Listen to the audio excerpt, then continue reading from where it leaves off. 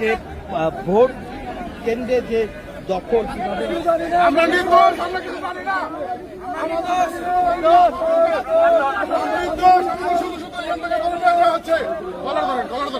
আমরা এখানে নির্দোষ, আমরা এখানে নির্দোষ, আমাদের শুধু শুধু করি না।